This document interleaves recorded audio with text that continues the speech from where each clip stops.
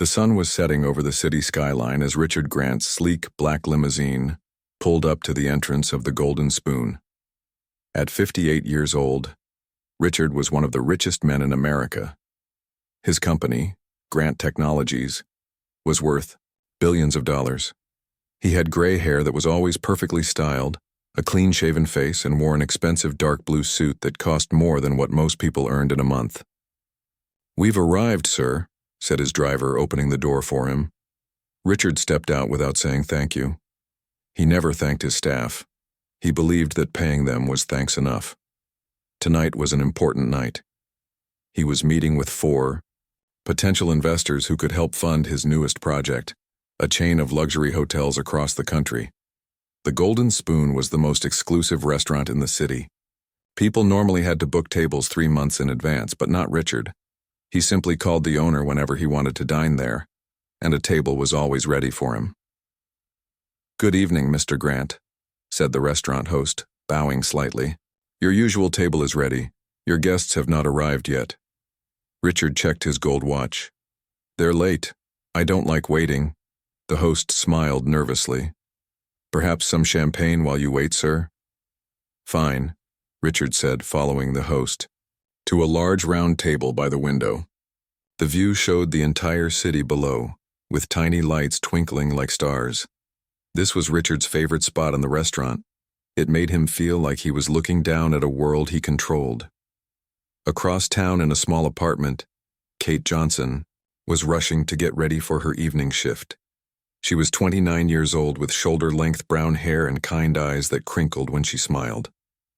She had been working at the Golden Spoon for just 3 months. The pay was good and the tips were even better. She needed every dollar she could get. Kate's phone rang as she was putting on her black work shoes. "Hello?" she answered, tucking the phone between her ear and shoulder. "Kate, it's me," said a tired female voice.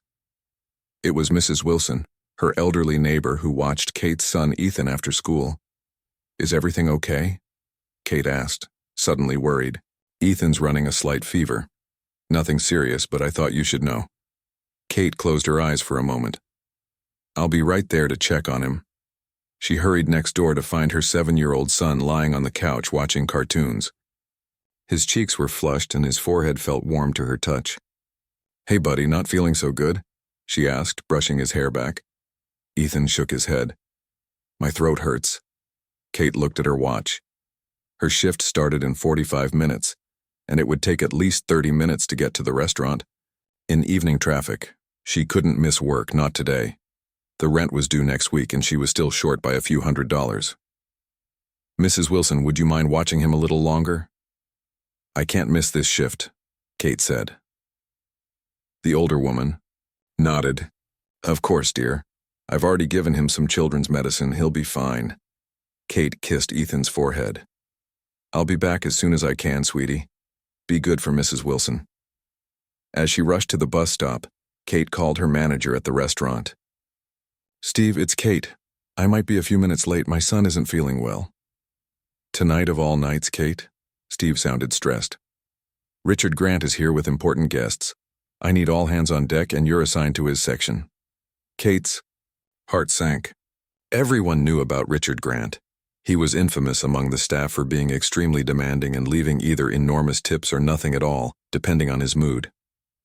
"I'll be there as soon as I can," she promised. The bus was late, and by the time Kate arrived at the Golden Spoon, she was 20 minutes behind schedule.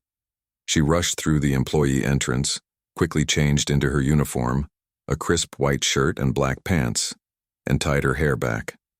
Steve was waiting for her, looking annoyed. "You're late. I'm sorry. My son—" "No excuses. Grant's guests have arrived and they're waiting for someone to take their drink orders. Don't mess this up." Kate took a deep breath and headed to the dining room. The Golden Spoon was beautiful, with crystal chandeliers hanging from high ceilings, soft music playing in the background, and tables covered with white linen cloths. It was a place where the extremely wealthy came to see and be seen. She spotted Richard Grant's table immediately. He was sitting with 4 other people, 3 men and 1 woman, all dressed in expensive clothes and wearing serious expressions. Kate put on her most professional smile and approached them. "Good evening. My name is Kate and I'll be your server tonight. May I start you off with some drinks?" she asked. Richard looked up at her with cold eyes. "You're late. We've been waiting for 10 minutes. I apologize for the delay, sir. What can I get for you?" The woman at the table smiled kindly at Kate. "I'll have a glass of your finest white wine." The three other men ordered various cocktails. Richard was last. "Bring me the 1982 Bordeaux," he said without looking at the menu. Kate knew that bottle. Cost over $2,000. "Excellent choice, sir. I'll be right back with your drinks." As she walked away, she overheard Richard telling his guests about his new hotel project. He spoke loudly, clearly wanting everyone in the restaurant to hear about his success. In the kitchen, Kate quickly gathered the drinks with the help of the bartender. Her hands were shaking slightly. She couldn't afford to make any mistakes tonight. "Is that the 1982 Bordeaux for Mr. Grant?" asked the sommelier. "Yes, he specifically requested it," Kate replied. The sommelier carefully retrieved the bottle from the wine cellar and opened it with expertise. Let it breathe for a moment. Kate arranged the drinks on her tray and carefully carried them back to the table. She served each person, leaving Richard for last. The sommelier followed behind her to present the wine. As Kate placed the last cocktail on the table, her elbow accidentally bumped Richard's water glass. Water splashed onto the white tablecloth, a few drops landing on Richard's sleeve. The table went silent. Richard looked down at his wet sleeve, then up at Kate. His face turned red with anger. "Are you serious right now?" he asked, his voice rising. "This suit costs more than you make in a year." "I'm so sorry, sir," Kate said, quickly grabbing napkins to dab the tablecloth. "It was an accident." "An accident? You're clearly incompetent," Richard said, his voice getting louder. People at nearby tables were beginning to stare. "First you're late, and now this? Do you have any idea who I am?" The woman at the table looked embarrassed. "Richard, it's just water. It's not a big deal." "Not a big deal?" Richard stood up, towering over Kate. "I come here expecting professional service, and instead I get this clumsy woman who can't even carry a tray properly." The entire restaurant had gone quiet now. Everyone was watching. Kate felt her face growing hot with humiliation. She thought of Ethan at home with a fever, of the rent that was due, of the long bus ride to get here. Tears threatened to form in her eyes, but she blinked them away. "I apologize again, Mr. Grant," she said quietly. "Your apology means nothing," Richard shouted, not caring that he was making a scene. "I want to speak to the manager immediately. You should be fired for this level of incompetence." Steve had already appeared, hearing the commotion. "Is there a problem, Mr. Grant?" "This waitress is a disaster," Richard said, pointing at Kate. "She spilled water all over me and ruined our evening. I want her removed from our table immediately." Steve nodded quickly. "Of course, sir. I'll have someone else take over right away." He turned to Kate. "Go to the back." Kate stood frozen for a moment, her mind racing. She thought about all the rude customers she had dealt with over the years, all the times she had smiled through their insults for the sake of a tip. She thought about Ethan, and the lessons she wanted to teach him about standing up for himself and treating others with respect. Something shifted inside her. She looked directly at Richard Grant, who was still standing and glaring at her with contempt. Kate stood tall and took a deep breath. The restaurant remained silent as everyone watched. Richard Grant's face was still red with anger, and his fists were clenched at his sides. "Did you not hear me?" Richard said to Steve, the manager. "I want this woman gone from our table now." Steve placed his hand on Kate's shoulder to guide her away, but she didn't move. Something inside her refused to be treated this way anymore. "Mr. Grant," Kate said in a calm voice, "I understand you're upset about the water on your sleeve. I truly am sorry for my mistake." Richard looked shocked that she would dare to speak. "Your apology means nothing. Do you know how much this suit costs?" "No, sir, I don't," Kate replied honestly. "But I do know that accidents happen to everyone, even billionaires." Several people in the restaurant gasped. No one spoke to Richard Grant this way. Steve's grip on Kate's shoulder tightened. "Kate," That's enough, he whispered urgently. But Kate wasn't finished. I've worked in restaurants for 10 years, Mr. Grant. I've served thousands of people. Some were kind and some were not.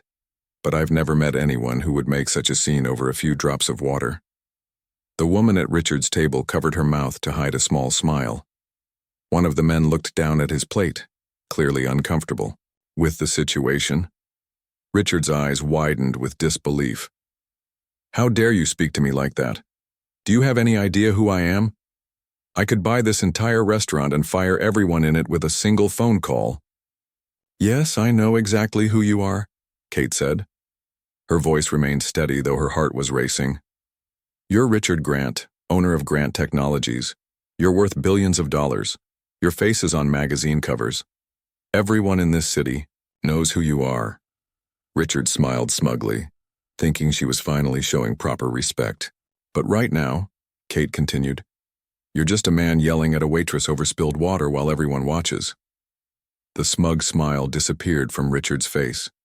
His eyes darted around the restaurant, suddenly aware that all eyes were on him.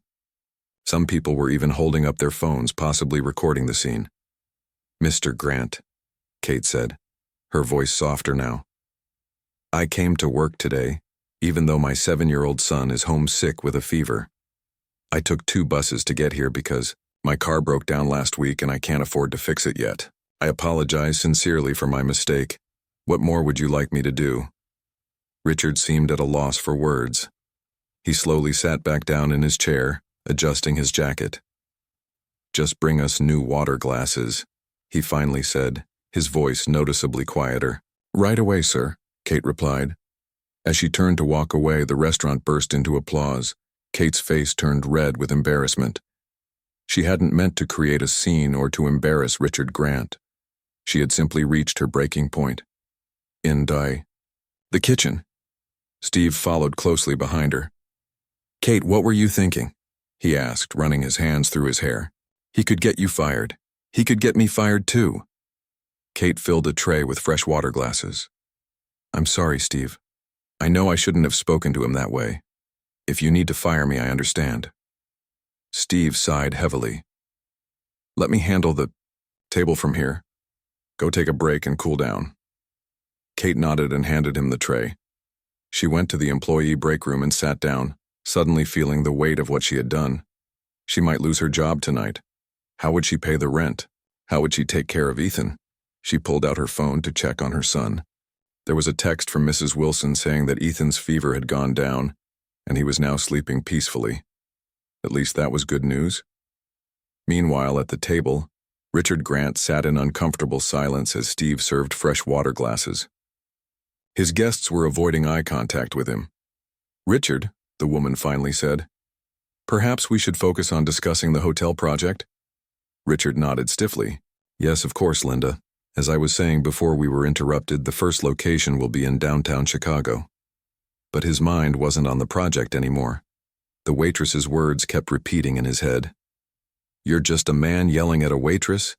Over spilled water while everyone watches. Was that really how people saw him? A rich bully who yelled at service workers?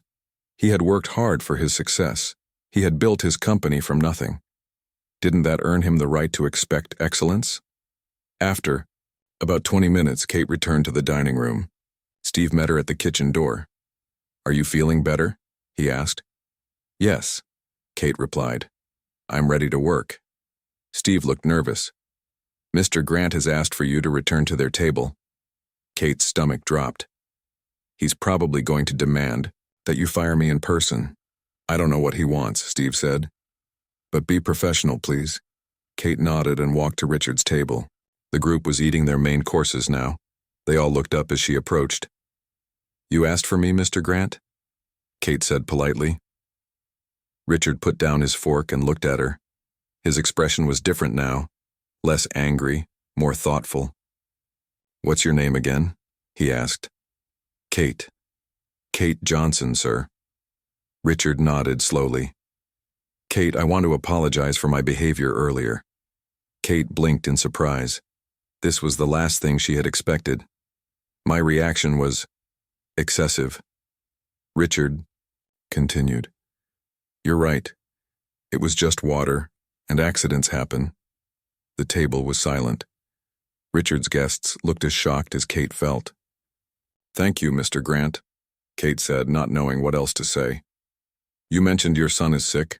Richard asked. Kate nodded. Yes, he has a fever. My neighbor is watching him. And your car is broken down? Yes, sir. It needs a new transmission. I'm saving up for it. Richard seemed to be thinking deeply. He reached into his jacket pocket and pulled out a business card. He wrote something on the back of it and handed it to Kate. This is my personal assistant's number, he said. Call this number tomorrow morning. I'd like to help with your car. Kate stared at the card in her hand. Mr. Grant, that's very kind, but it's not necessary. I insist, Richard said firmly. And I'd like you to be our server for the rest of the evening if that's all right. Of course, Kate replied, still stunned by this turn of events. As she walked away to check on their wine, she heard Linda say to Richard, Well, that was unexpected. Yes, Richard replied. I suppose it was. For the rest of the evening, Kate served Richard's table with professional care. The tension from earlier had disappeared. Richard even smiled at her once or twice, something the regular staff said they had never seen before. When the meal was finished and the bill was paid, Richard's guests left first. Richard stayed behind for a moment.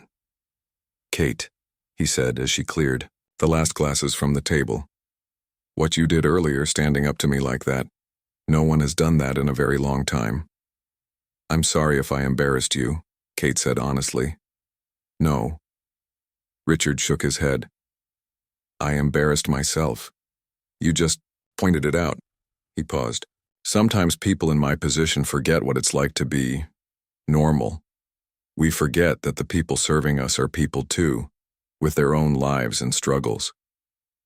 Kate didn't know how to respond to this sudden moment of vulnerability from one of the most powerful men in the city.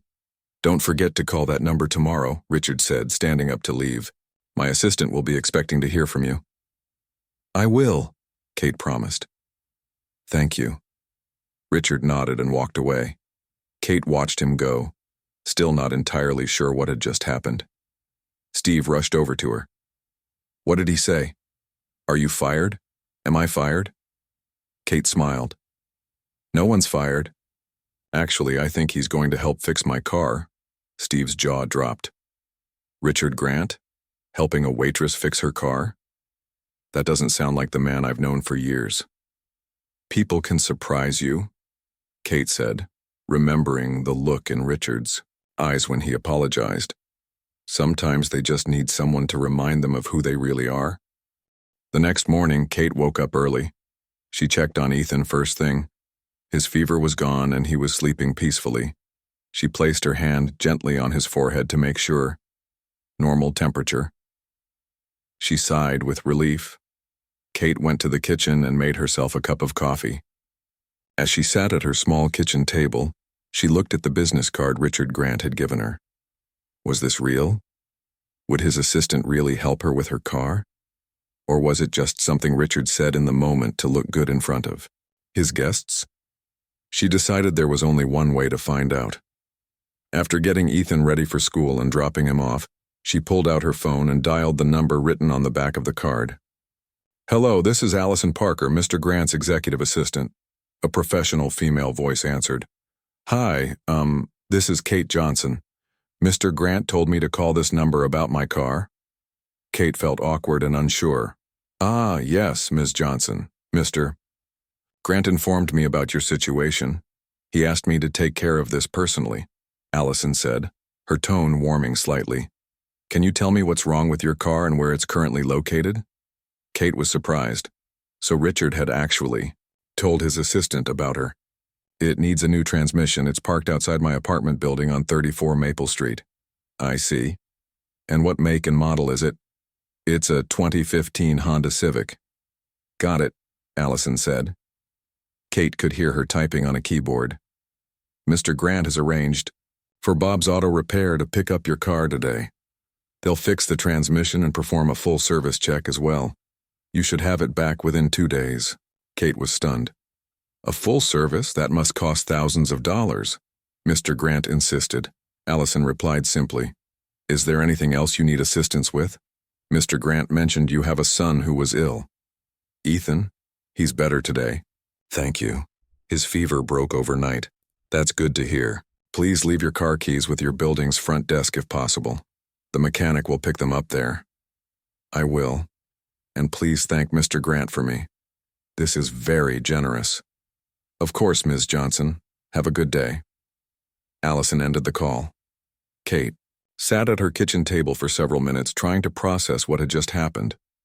Richard Grant, the man who had screamed at her in front of an entire restaurant just yesterday, was now paying to fix her car. It didn't make sense.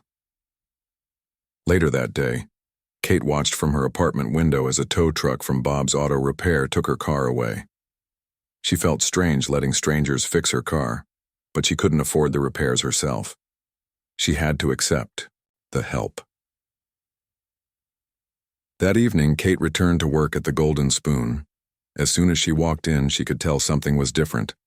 Her coworkers were looking at her and whispering.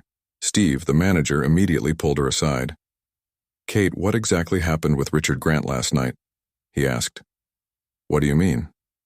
You were there, Kate replied, confused. After you left, he asked for your full name, and this morning he called the owner of the restaurant personally. Kate's heart sank. Maybe Richard had changed his mind and decided to get her fired after all. What did he say? Steve's serious expression suddenly broke into a smile. He said, you were the most honest person he'd met in years. He wants to make sure you're treated well here. What? Kate couldn't believe what she was hearing. The owner nearly fell out of his chair. Steve continued. Richard Grant has been coming here for years and has never commented on any staff member before. And there's more. More? Kate asked, still trying to process this information. Check your section for tonight. Steve pointed to the assignment board. Kate looked at the board and saw that she had been assigned to the best section in the restaurant, the one with the big tables that usually got the highest tips. I don't understand, Kate said. Yesterday, you were ready to fire me and today I get the best section? Steve shrugged. When Richard Grant speaks, people listen. By the way, there's a rumor going around online about a billionaire who got put in his place by a waitress. Someone recorded part of your conversation last night and posted it.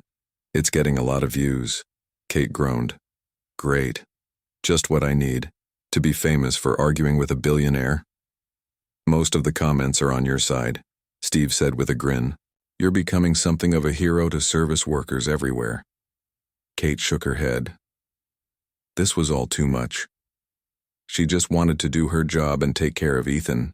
She didn't want to be famous. The rest of her shift went smoothly.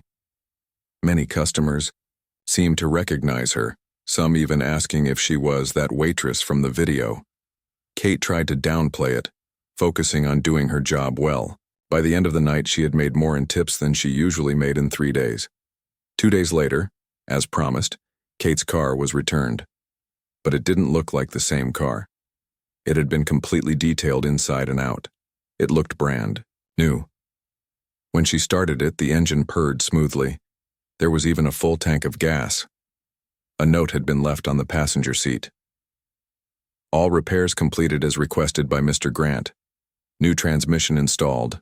Also replaced brake pads, changed, oil and filters, fixed AC and detailed interior and exterior. Car is in excellent condition now. Bob's Auto Repair. Kate was overwhelmed by the generosity. The repairs must have cost several $1,000s. Why would Richard Grant do this for her? She was just a waitress who had stood up to him. That evening after work, Kate received another surprise.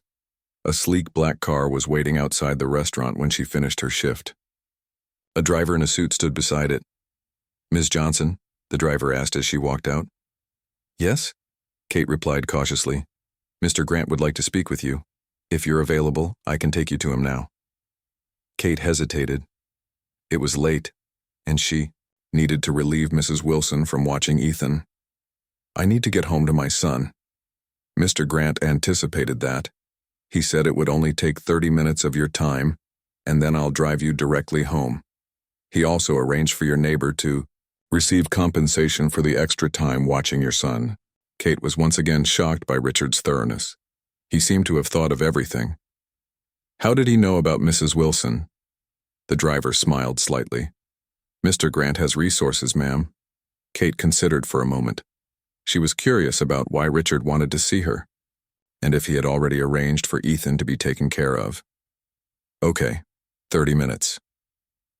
The driver opened the car door for her, and Kate slid into the back seat. The car was the most luxurious she had ever been in, with soft leather seats and plenty of room. They drove through the city to a tall building downtown, the headquarters of Grant Technologies. Even though it was nearly 11 p.m., the building was still lit up. The driver took Kate through a private entrance and up an elevator that required a special keycard. They went all the way to the top floor. When the elevator doors opened, Kate found herself in a massive office with floor-to-ceiling windows showing a breathtaking view of the city at night. Richard Grant was standing by the window, looking out at the view. He turned when he heard the elevator. "Kate," he said with a small smile. "Thank you for coming. I hope the car repairs were satisfactory?" "More than satisfactory," Kate replied, still standing by the elevator. "It's practically a new car. I don't know how to thank you." Richard gestured to a seating area with comfortable chairs. "Please, sit down. Would you like something to drink? Water? Coffee? Something stronger?" "Just water, please," Kate said, moving to take a seat. She felt out of place in this enormous office in her waitress uniform. Richard poured water from a crystal pitcher into a glass and handed it to her. Then he sat down across from her. "I wanted to talk to you because you did something very few people in my life have ever done," Richard said, looking directly at her. "You told me the truth about myself, even when it was difficult, even when it might have cost you your job." Kate took a sip of water, not sure how to respond. "That video of our interaction has been viewed over 2 million times now," Richard continued. "My PR team is having fits about it." "I'm sorry about that," Kate said quickly. "I had no idea anyone was recording us." Richard waved his hand dismissively. "Don't apologize. It's made me realize something important, something I've been missing." He leaned forward in his chair, his expression serious. "Kate, I'd like to offer you a job." Kate stared at Richard in disbelief. "A job? What kind of job?" Richard sat back in his chair, looking comfortable and confident. "I run a multi-billion-dollar company with over 5,000 employees. Many of them are brilliant at what they do. They have fancy degrees from top universities. They have years of experience. What they don't have is your honesty and your courage." He took a sip from his own water glass before continuing. "I need someone who isn't afraid to tell me the truth, even when it's not what I want to hear. I need someone who sees things from a different perspective than most people in my world." Kate shook her head slowly. "Mr. Grant, I'm just a waitress. I don't know anything about running a big company." "That's exactly why I want to hire you," Richard said with surprising enthusiasm. "You're not part of this world of yes men and corporate politics. You speak from the heart, and please call me Richard." Kate felt overwhelmed. This was all happening so fast. 3 days ago, this man was yelling at her in a restaurant. Now he wanted to hire her.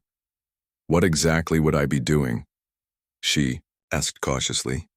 "I'd like you to be my special advisor," Richard explained. "You would attend meetings with me, review proposals and projects, and give me your honest opinion about them. You would tell me when I'm being like I was at the restaurant." Kate couldn't help but laugh a little. "So, basically, you want to pay me to tell you when you're being a jerk?" Richard smiled. It transformed his face, making him look younger and more approachable. "That's one way to put it. But it's more than that. I want you to help me see things from the perspective of ordinary people, the people who use my company's products and services." "And how much would this job pay?" Kate asked, still not convinced. This was real. $150,000 per year plus benefits, Richard said casually, as if he were mentioning the weather. "Health insurance for you and your son, college fund for him, flexible hours so you can be there for him when he needs you." Kate nearly choked on her water. That was more money than she had ever imagined making. It would change everything for her and Ethan. "This is a lot to take in," she said carefully. "I need time to think about it." Richard nodded. "Of course. Take all the time you need." He handed her a folder. "Here's the official offer with all the details. My contact information is in there too. Call me when you've made a decision." Kate took the folder, still feeling like this might all be a dream. "Thank you. I should get home to my son now." "Of course," Richard said, standing up. "My driver will take you home." As they walked to the elevator, Richard asked, "By the way, how is your son feeling now?" "Much better, thank you," Kate replied, touched that he had remembered about Ethan's fever. "Children are resilient," Richard said with a small smile. "I have a daughter, Lily. She's in college now, but I remember, when she was young, nothing kept her down for long." Kate was surprised. Somehow she hadn't pictured Richard as a father. "I didn't know you had children." "Just the one," Richard said as the elevator arrived. "I wasn't around as much as I should have been when she was growing up. Too busy building the company." There was regret in his voice. The elevator doors opened, and Kate stepped inside. "Good night, Mr. Grant. I mean Richard. Thank you for the offer." "Good night, Kate. I hope you'll consider it carefully." The driver took Kate home as promised. When she walked into her apartment, Mrs. Wilson was dozing on the couch with the TV on low volume. "Mrs. Wilson," Kate whispered, gently waking her neighbor. "I'm so sorry I'm late." Mrs. Wilson blinked and sat up. "Oh, Kate, don't worry. A very nice lady called earlier and explained everything. She even sent over some money for my time." She lowered her voice. "Quite a generous amount, actually." Kate smiled. That must have been Allison, Richard's assistant. "How's Ethan?" "Sleeping like an angel. His fever is completely gone. Whatever was bothering him has passed." After Mrs. Wilson left, Kate checked on Ethan, then sat at her kitchen table and opened the folder Richard had given her. Inside was an official job offer on Grant Technologies' letterhead. The position was titled Executive Advisor to the CEO. The salary and benefits were exactly as Richard had described, maybe even better. There was also a personal note from Richard. "Kate, I know this offer may seem sudden and strange, but that moment in the restaurant changed something for me. It made me realize how disconnected I've become from real people and real life. I believe you can help me bridge that gap. This job offer is serious, and I hope you'll accept it. Sincerely, Richard." Kate sat at her table for a long time, reading the offer over and over. Could she really do this? Leave her life as a waitress behind and work for one of the richest men in the country? What if it didn't work out? What if Richard changed his mind about wanting someone to tell him the truth? But then she thought about what this job would mean. For Ethan, a stable income, health insurance, a college fund. No more worrying about rent or car repairs. No more working late nights and missing time with her son.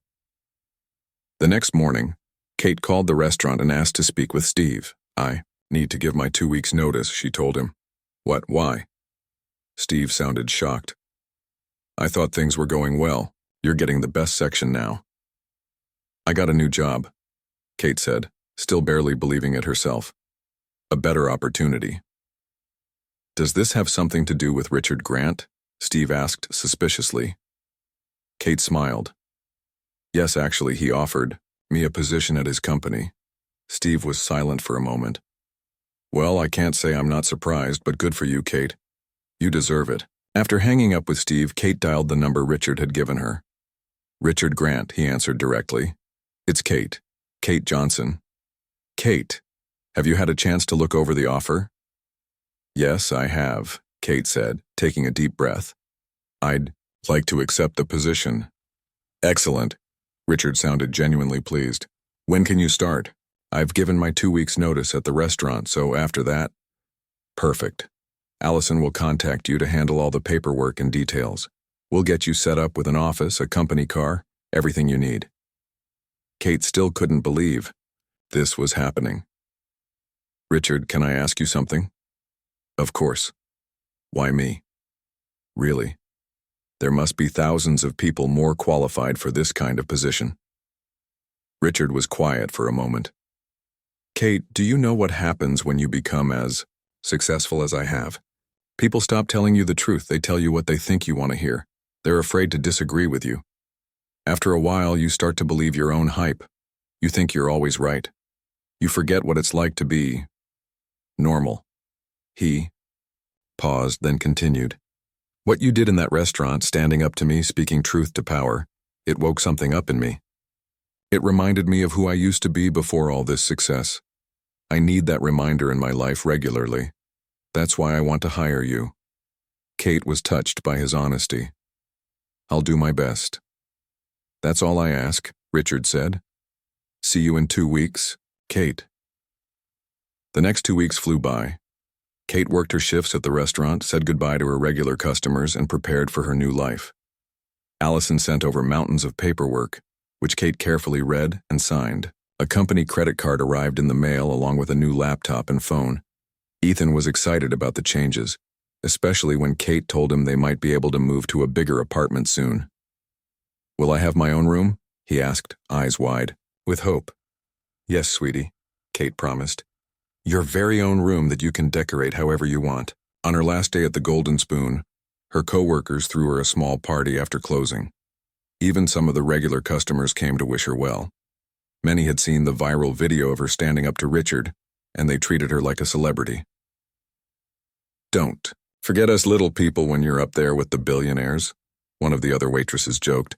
Kate hugged her. I could never forget where I came from.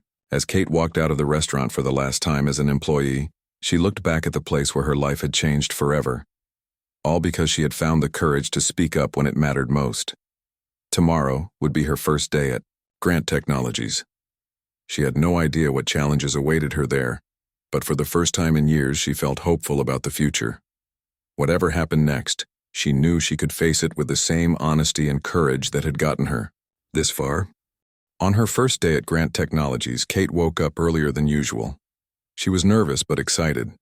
She had bought a new outfit for her first day, a simple dark blue suit that made her look professional but was still comfortable.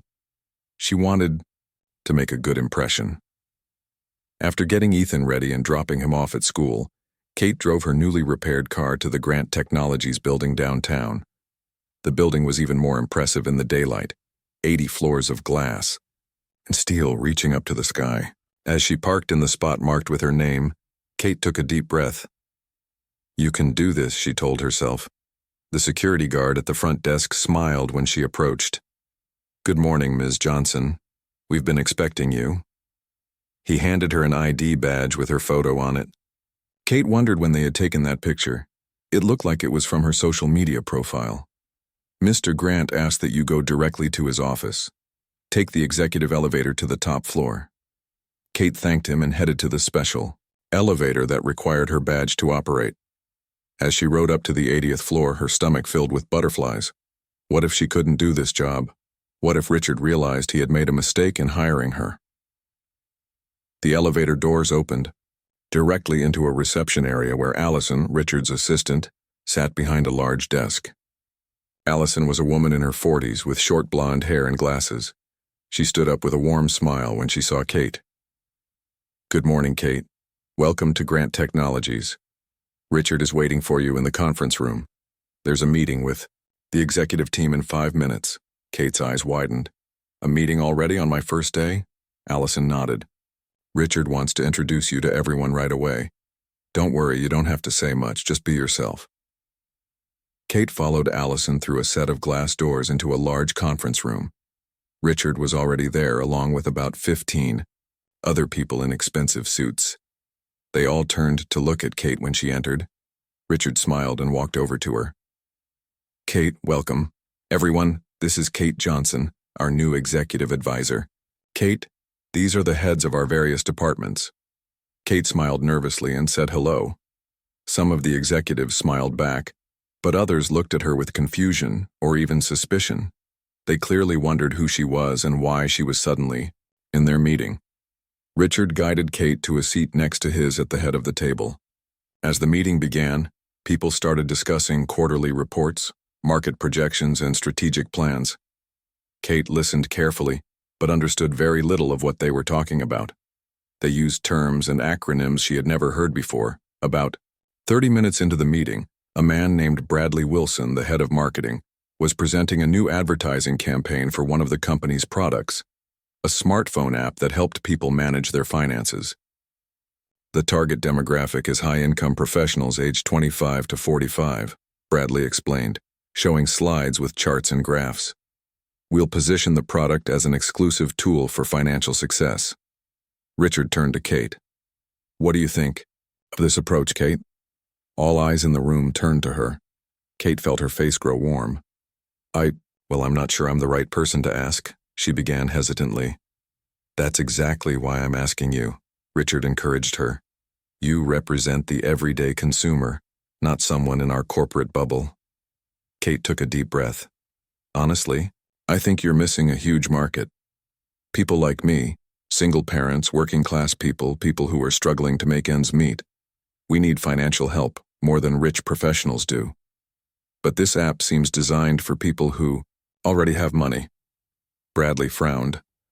Our research shows that lower-income consumers don't spend money on financial apps. Maybe not the way they're currently designed, Kate replied, gaining confidence. But what if you created a version that helped people like me budget better, save even small amounts, and find ways to cut expenses? That would be incredibly valuable. The room was silent for a moment. Then Richard grinned. This is exactly why I hired Kate. She sees things from a perspective we're missing. He turned to Bradley. I want you to look into this. Develop a version of the app specifically for the demographic Kate is describing. Bradley didn't look happy, but he nodded. Yes, sir. The rest of the meeting continued in a similar pattern. Richard would ask for Kate's opinion, she would give her honest thoughts, and he would often adjust plans based on her input. By the end of the meeting, some of the executives were looking at Kate with new respect, while others still seemed uncertain about her role. After the meeting ended and everyone left, Richard turned to Kate. So, how was your first executive meeting? Kate laughed nervously. Terrifying. I felt completely out of place. You did exactly what I hired you to do, Richard assured her. You brought a fresh perspective. You weren't afraid to speak up. Over the next few weeks, Kate settled into her new role. Richard had given her a beautiful office next to his, with a view of the city that took her breath away every morning. She attended meetings with him, reviewed proposals, and always gave her honest opinion. Some of the executives came to appreciate her input. Others resisted, thinking she wasn't qualified to influence company decisions. Bradley Wilson from marketing was one of the strongest opponents. He often made comments about her lack of business experience or education. But Richard stood firmly behind her. And when the new version of the financial app was released, the one designed for lower-income users that Kate had suggested, it became an unexpected hit. Downloads exceeded projections by 300%, and positive reviews poured in. You were right, Richard told Kate after seeing the first month's results. We were missing a huge market because we were too focused on people like us. 3 months after Kate started her new job, Richard invited her to lunch in his private dining room. Ethan was on summer break, so Kate had brought him to work that day. Richard had set up a play area in a corner of her office with games and toys. He seemed genuinely interested in making Ethan feel welcome. How's Ethan adjusting to all these changes? Richard asked as they ate. Very well, Kate said with a smile. We moved to a new apartment last month, one closer to his school, and with that extra bedroom I promised him. He's decorated it with space posters. He wants to be an astronaut. Richard nodded. Dreams are important. My daughter Lily wanted to be a veterinarian when she was his age. He paused. Speaking of Lily, she's coming to visit next week. She saw that viral video of you standing up to me. Kate winced. Oh no, what did she think? Richard laughed. She was impressed. Said it was about time someone called me out on my behavior. She wants to meet you. I'd like to meet her too, Kate said sincerely. After lunch, Kate returned to her office to find an email marked urgent from the Human Resources Department. It contained a list of employee complaints, all about her. People were saying she had too much influence over Richard, that she wasn't qualified for her position, that she was getting special treatment. Kate felt sick to her stomach. Maybe taking this job had been a mistake after all. She printed the email and went straight to Richard's office. "Have you seen this?" she asked, handing him the paper. Richard glanced at it and sighed. "I was afraid this might happen. Change is difficult for people, especially when it comes from an unexpected source." "Maybe I should resign," Kate suggested. "I don't want to cause problems for you or the company." "Absolutely not," Richard said firmly. "You're doing exactly what I hired you to do, and it's working. The financial app is proof of that." He stood up. "I think it's time I made something clear to everyone." The next day, Richard called an all-staff meeting in the company auditorium. Thousands of employees filled the seats. Kate sat in the front row, nervous about what Richard planned to say. Richard walked onto the stage and addressed the crowd. "Many of you have probably seen the video of me behaving badly in a restaurant a few months ago." There were some uncomfortable laughs from the audience. "The woman who stood up to me that night is now working here. Kate Johnson, please join me on stage." Kate reluctantly walked up to stand beside him. "I hired Kate because she had the courage to tell me the truth when no one else would," Richard continued, "and in just 3 months, her insights have already led to one of our most successful product launches this year." He turned to face Kate directly. "I've been running this company for 20 years. In that time, I've become isolated from the real world, from the people who use our products. Kate reminds me every day why we do what we do, not just to make money, but to make people's lives better." Richard faced the audience again. "If anyone has a problem with Kate's position here, you're welcome to come speak with me directly. But know this, she has earned her place at this company and she has my complete trust and support." The auditorium was silent for a moment. Then someone started clapping. Others joined in, and soon most of the room was applauding. As Kate looked out at the sea of faces, she remembered that night at the Golden Spoon when she had stood up to an angry billionaire. She never could have imagined where that one moment of courage would lead her. That evening, as Kate drove home with Ethan, he asked, "Mom, are you important now?" Kate smiled. "I'm the same person I've always been, sweetie. I just have a different job." "Mr. Grant seems to think you're important," Ethan observed. Kate thought about Richard's speech about how her perspective was